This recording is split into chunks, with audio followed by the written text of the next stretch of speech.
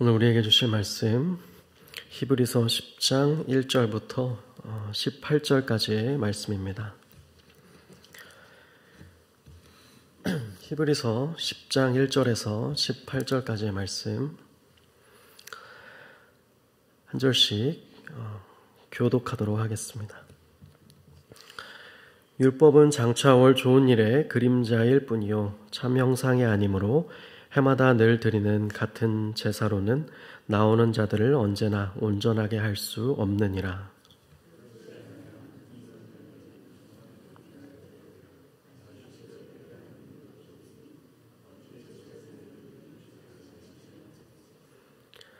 그러나 이 제사들에는 해마다 죄를 기억나게 하는 것이 있나니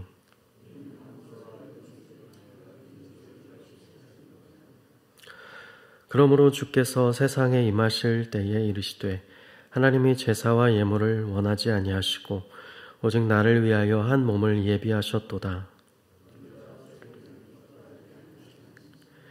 이에 내가 말하기를 하나님이여 보시옵소서 둘마리 책에 나를 가리켜 기록된 것 같이 하나님의 뜻을 행하러 왔나이다 하셨느니라.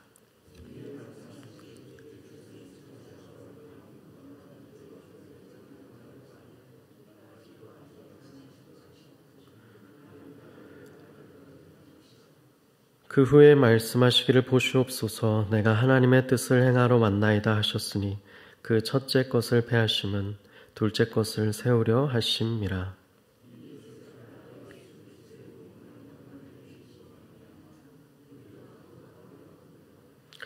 제사장마다 매일 서서 섬기며 자주 같은 제사를 드리되 이 제사는 언제나 죄를 없게 하지 못하거니와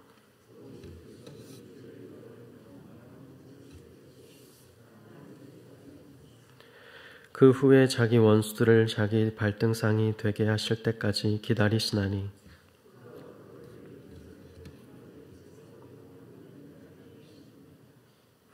또한 성령이 우리에게 증언하시되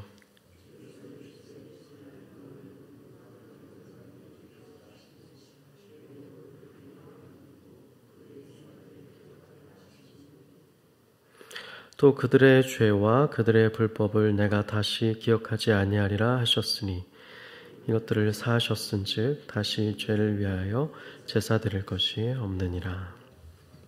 아멘.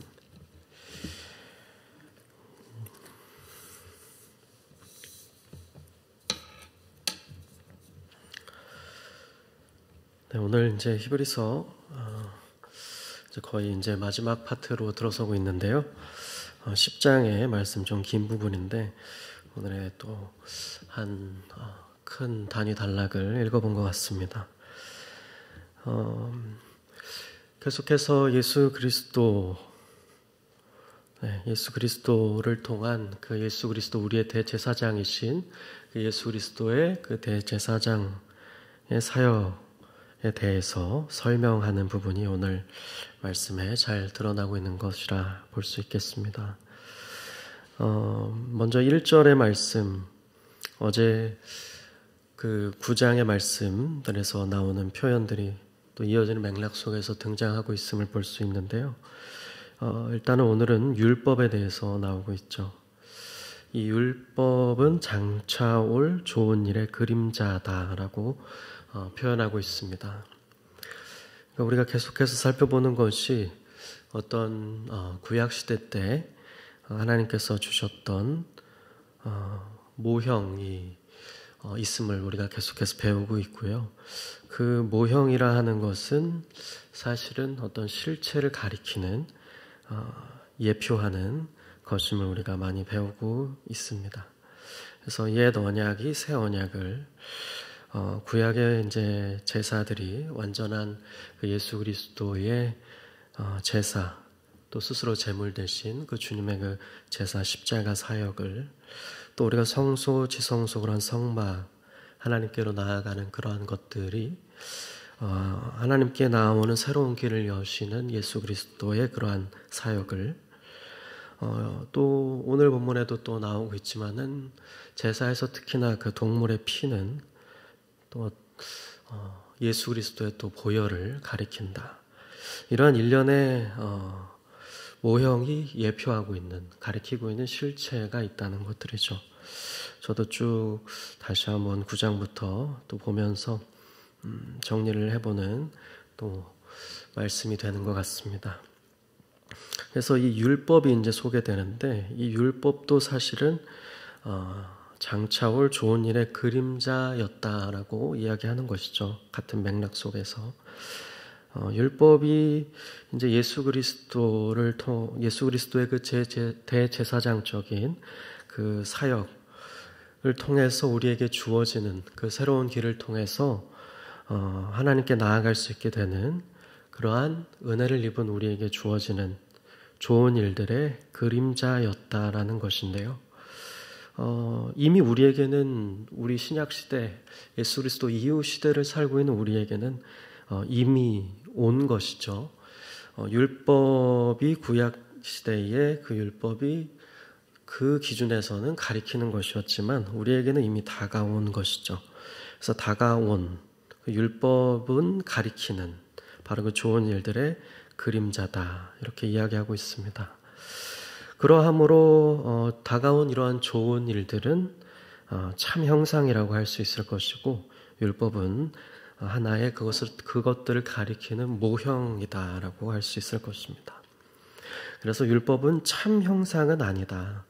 그럼 무엇인가? 해마다 늘 드리는 같은 제사로 나오는 자들을 언제나 온전케 할 수는 없었는데, 온전케 하는 예수 그리스도를 가리키는 그림자였다라는 것이죠. 하나의 기능을 하나님께서 하도록 허락하신, 한때에 허락하신 제도였음을 오늘의 본문이 알려주고 있습니다. 만약에 2절에 보시면 그렇지 아니하면 섬기는 자들이 단번에 정결하게 되어 다시 죄를 깨닫는 일이 없으리니 어찌 제사 드리는 일을 그치지 아니하였으리요. 만약에 그것이 우리가 하나님께 나아갈 수 있도록 그러한 제사들이 구약의 율법에 나오는 온전케 할 수 있었다면 아마 우리의 죄의식이 없어지고 또 다시 제사를 드릴 일도 필요가 없었겠죠. 하지만 그렇지 않았다는 것이죠. 온전하게 하는 제사는 아니었다. 우리의 죄를 완전히 속하는, 완전히 해결해주는 제사는 아니었기 때문에 계속하였던 것이고, 그것이 실질적으로 가리키는 예수 그리스도가 올 때까지 지속되었던 것이죠. 그 지속, 반복함, 이런 것들은 사실 뭐라고 할 수 있냐면 3절에 이제 표현을 이해하게 해주는데요. 죄를 기억나게 하는 것이다, 기억하도록 하는 것이다, 회상시키도록 하는 것이다 라는 것입니다. 그렇죠. 계속해서 제사를 해마다 또 때마다 드리는 것들은 사실은 완전치 않기 때문에, 온전하게 할 수는 없는 것이었기 때문에 기억나게 하는 것이었다, 이렇게 표현하고 있습니다. 그래서 다시 한번 또 4절, 이러한 동물의 피가 능히 죄를 없이 할 수는 없는 불완전한 것이었다라고 하는 내용이 나오고 있습니다. 그래서 그러한 완전한 효력을 갖추지 못한 것이었음을 계속해서 설명하고 있습니다. 그리고 그와는 대조적으로 이후에 5절 이후에는 그와는 대조적으로 그것들이 오히려 그러함으로 가리켰던, 기대하게 만들었던 예수 그리스도를 통해서 이루어진 새로운 길, 그분이 이루신 그 대제사장의 사역, 그 완전한 십자가의 사역을 소개하고 있습니다. 그 구원의 사건을 말이죠. 그래서 그러함으로 주께서, 예수 그리스도께서 세상에 오실 때에 이르시되, 하나의 큰 따옴표라고 할 수 있겠죠. 이르시되라고 하니까요. 그러면 하셨느니라, 큰 따옴표가 마감되는 부분이 어디에 끝이 맺어지고 있습니까? 7절 마지막에 하셨느니라가 나오죠. 예수 그리스도께서 이 세상에 오실 그때에 이제 이렇게 말씀하셨다. 시편 40편 6절에서 8절에 나오는 말씀을 소개하면서 이제 설명을 시작하고 있는 것인데요. 그래서 하나에 어떻게 말씀하셨는가, 이제 그 시편의 인용의 말씀을 보시면 이렇게 말씀하셨다고 하죠. 하나님이 제사와 예물을 원하지 아니하시고 오직 나를 위하여 한 몸을 예비하셨도다. 제사와 예물, 그것들을 하나님을 온전히 기쁘게 해드릴 수 없는, 우리와 하나님의 사이를 온전히 해결해 줄 수 없는 그러한 것이었기 때문에 하나님이 그러한 것들을 원하지 아니하시고 무엇을 하셨냐면 예수 그리스도께서 입으실 한 몸, 그러니까 성육신을 말하는 것이죠. 그 한 몸을 예수께서 입으실 그 몸을 마련하셨도다, 예비하셨도다, 이 말을 하고 있는 것입니다. 하나님이 제사와 예물을 원하지 아니하시고 오직 나 예수님을 위하여 한 몸을 예비하셨도다 라고 하십니다. 세상에 임하실 때에 이렇게 말씀하셨다는 것인데요. 그래서 또 동일한 내용이 나오죠. 번제, 속죄제 이러한 것들은 하나님을 온전히 기쁘시게 할 수 없다라고 하면서 이에 말하기를 뭐라고 하셨냐면 예수님께서 하나님이여 보시옵소서, 두루마리 책에, 구약의 그러한 율법에 나 예수님을 가리켜 기록된 것과 같이 예수께서 무엇을 행하러 오셨다고 하시냐면 하나님의 뜻을 이 땅 가운데 행하러 오셨다라고 하고 있습니다. 예수님께서는 그 한 몸을 입고 우리와 같은 모습으로 오실 때에 내가 왜 이 땅 가운데 오셨는가 분명히 알고 계셨던 것이죠. 하나님의 뜻을 행하러 왔다. 그 불완전한 율법이 그 제사가 가리켰던 완전한 제사를 드려서 하나님과 인간 사이에 그 메울 수 없었던 간극을 메우러 오셨다는 것이죠. 그 구원의 사건을, 그 완전한 대속의 사건을 이루러 오셨다는 것입니다. 그 하나님의 뜻을 행하러 왔나이다, 이렇게 말씀하셨다. 히브리서 기자는 이야기하고 있습니다. 이 말씀 가운데서 위에, 이 속에서, 이 말씀 가운데서 말씀하시기를 이라고 하는 것입니다. 8절의 말이죠. 그래서 역시나 이 위에 나온 언급했던 구약에 인용된 그 말씀을 더 구체적으로 조금 더 해설하고 있습니다. 보시면 8절에 계속 보시면 주께서는 제사와 예물과 번제와 속죄제 이러한 것들은 앞서 말했듯 원하지도 기뻐하지도 아니하신다 하셨고, 왜냐하면 이제 불완전한 것이기 때문이었죠. 이것들은 단순히 그때의 한시적으로 이제 행했던, 율법을 따라 하나님의 명령을 따라 행해졌던 제사였었습니다. 그러나 그 후에 그것이 그림자 역할을 해서 가리켰던, 그리고 그것을 행하러 오셨던 이제 예수님께서 말씀하시기를, 그 후에 말씀하시기를 보시옵소서 내가 하나님의 뜻을 행하러 왔나이다 하셨으니 이것이 무슨 말인가? 역시나 자세히 정확하게 해설해주고 있습니다. 그 첫째 것, 그 불완전했던, 완전치 못했던, 온전히 우리의 죄를 사하는 효력은 없었던 그 첫째 것, 그 제사, 동물의 피를 통해서 하나님께 드려지는 제도를 폐하심은 둘째 것, 다가오는 예수 그리스도께서 곧 행하실 이 하나님의 뜻, 이미 우리에게는 행하신 그 구원의 사건, 새로운 하나님께로 나아갈 그 길, 그것을 세우려 하십니다. 이렇게 해설해주고 있습니다. 하나님께서 그 아들 예수 그리스도를 보내주셔서 그러한 구원의 사역을 이루셨죠. 우리에게는 이미 성취된 사건을 잘 설명해주고 있습니다. 특별히 유대 그리스도인들을 향해서 이러한 설명을 아마 그들이 우리보다 제사라던가 구약시대의 율법이라던가 너무나도 잘 알고 있었을 텐데 히브리서 기자는 그러한 것들을, 그 독자들을 고려해서 너무도 잘 설명해주고 있는 것으로 보입니다. 이 뜻을 따라 10절에 이 뜻, 바로 계속 인용되고 있는 예수 그리스도께서 이렇게 말씀하셨다고 소개되고 있는 그 7절에 나오고 9절에 나오는 그 하나님의 뜻을 행하러 왔다는 그 뜻입니다. 이 뜻을 따라 예수 그리스도의 몸을 단번에 들이심으로 말미암아 우리가, 히브리서의 기자의 해설이 계속되는 것이죠. 우리가 거룩함을 얻었다라고 하고 있습니다. 그렇죠. 그 하나님의 그 뜻을 행하러 오신 예수 그리스도께서 성취하신 그 사역, 그것으로 인해서 우리는 예수님의 그 몸을 인해서, 그 몸을 단번에 들이심으로 인해서 우리는 거룩함을 얻게 되었죠.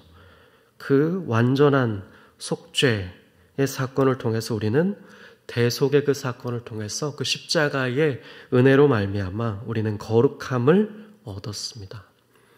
얻었죠. 그래서 구원을 받은 것이죠. 완전한 속죄함을 받은 것이죠.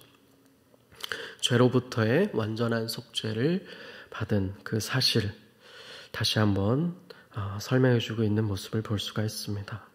그 속죄에 대해서 계속 18절까지 설명이 이어지고 있습니다. 몇 가지만 보시면 12절에 그 속죄는 10절에는 그 몸을 단번에 들이셨다 이렇게 설명했다면 여기서는 그 단번에 들이신 그 속죄의 사건은 바로 죄를 위하여 한 영원한 제사를 드리신 것이었다. 비록 단번에 한 번의 사건이지만 영원한 효력을 지닌 다시 그렇게 할 필요가 없는 사건이었음을 설명하고 있습니다. 그래서 구약시대 때 레위 계열의 제사장들이 드린 것과는 다른 것이죠. 가령 3절에 계속해서 반복적으로 드려야만 했던, 그래서 표현에 의하면 죄를 기억하게 오히려 만들었던 그러한 불완전한 제사하고는 달랐던 것이죠. 그리고 13절의 표현처럼 오히려 예수님은 하나님 우편에 앉으셔서 지금 완전한 그 제사를 드리시고 기다리고 계시는, 매번 일해야만 하는 불완전한 구약시대 때의 제사장과는 대조적인 모습으로 소개가 되고 있는 것이죠. 그래서 14절, 그가 거룩하게 된 자들을 한 번의 제사로, 역시나 반복적으로 강조되고 있습니다. 한 번의 제사로 그 구원하고자 하는 모든 백성들을 영원히 온전케 하셨다, 이렇게 소개하고 있습니다. 그러면서 또다시 예레미야의 우리가 새 언약의 말씀, 그 31장에 등장하는, 특별히 여기서는 이제 성령이 우리에게 증언하였다 하면서 구약 성경에 그 말씀이 소개되고 있는데 33절과 34절의 말씀이 특별히 언급되고 있죠. 예레미야 31장 33절과 34절의 말씀이 바로 16절에 또 17절에 나오는 말씀인데요. 그 말씀을 소개하고 있습니다. 옛 언약이 새 언약을 가리킨다고 할 수 있는데 그 새 언약을 세우신 예수 그리스도의 사건을 이야기하면서 단연코 빼놓지 않고 우리가 꼭 언급해야 하는 본문이 있다면 아마 새 언약에 대해서 언급하고 있는 예레미야의 이 본문일 텐데, 히브리서 기자 역시 이 본문을 언급하면서 마지막 설명들을 또 이어가고 있는 것이죠. 그날 후로는 16절에 그들과 맺은 언약이 이것이라. 네, 우리와 맺은 이제 그 언약인 것이죠. 내 법을 그들의 마음에 두고 그들의 생각에 기록하리라. 불완전한 그 구약시대 때와는 달리 기록하리라 하신 후에 그들의 죄와 그들의 불법, 그러한 것들을 내가 다시는 기억하지 아니하리라 하셨다는 말씀, 그 새 언약의 말씀을 기억나게 하면서 이러한 죄와 불법들을 18절에 이것들은 그것을 가리킵니다. 불법들을 사하셨은즉 다시 죄를 위하여 그러함으로 제사를 이제는 드릴 필요가 없다라고 설명하고 있습니다. 그러면서 이제 10장의 19절부터는 이제 어떤 적용적인 권면의 말씀이 이어지고 있는 것을 알 수 있습니다. 오늘 우리가 이 말씀을 통해서 다시 한번 예수 그리스도께서 성취하신 그 완전한, 영원한, 우리에게 소망의 길을 열어주신 그 십자가의 은혜를 우리가 다시 한번 이 새벽에 묵상할 수가 있게 되는데요. 우리 오늘 이 말씀을 통해서 정말 이 날샘 큐티 제목처럼 단번에 정결케 한 그 예수님의 보혈의 능력을 믿으면서 우리가 오늘 이 새벽에 예수 그리스도의 그 보혈의 은혜에 먼저는 감사하는 시간이 되었으면 좋겠고요. 그리고 두 번째는 그 보혈의 능력을 의지하면서 오늘도 우리 가운데 발견되어지는 죄악들이 있다면 회개하며, 또 우리 가운데 우리가 회개해야 되는 죄가 있다면 하나님 이 시간 깨닫게 해주셔서 회개하게 하시고 그 완전한, 그 전능한, 그 거룩한, 그 영원한 주님의 보혈로 우리의 죄를 깨끗게 하여 주시기를 간절히 기도하며 다시 한번 예수 그리스도의 은혜를 붙들며 나아가는 저희가 되었으면 좋겠습니다. 그러한 은혜로 말미암아 다시 한번 정결한 마음으로 오늘 하루를 시작하며 하나님과 동행하시게 되는 복된 이 새날이 되시기를 주님의 이름으로 축복합니다. 함께 기도하겠습니다. 살아계신 하나님 감사합니다. 우리가 오늘 히브리서의 말씀, 그 기자의 친절한 설명처럼 예수 그리스도께서 이루신 그 내신 새로운 길, 그 몸을 들이심으로 말미암아 우리가 얻게 된 그 영원한 완전한 그 능력의 새로운 그 보혈로 인한 길을 묵상케 하심에 감사를 드립니다. 우리가 그 은혜를 이 시간 다시금 붙잡게 하시고 그 은혜에 붙들리게 하시고 그 은혜로 다시 한번 깨끗게 되고 새롭게 되고 다시 한번 정결케 되는 이 새벽이 될 수 있도록 인도하여 주시옵소서. 감사드리며 살아계신 예수님의 이름으로 기도드렸습니다. 아멘. 함께 주기도문